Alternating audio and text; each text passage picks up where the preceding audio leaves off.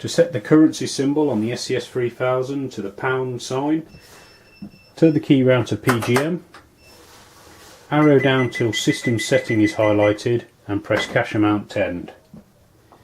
Then on the 0 to 9 keypad press number 2 followed by subtotal.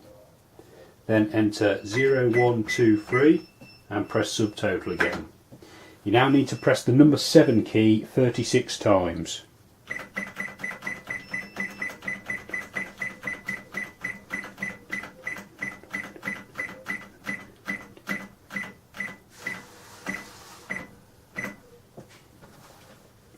Then press 00, cash and subtotal. All receipts will now feature the pound symbol as standard. For more information on operating the SE-S3000 and other Casio cash registers, please visit casiohelp.co.uk. Thanks for watching.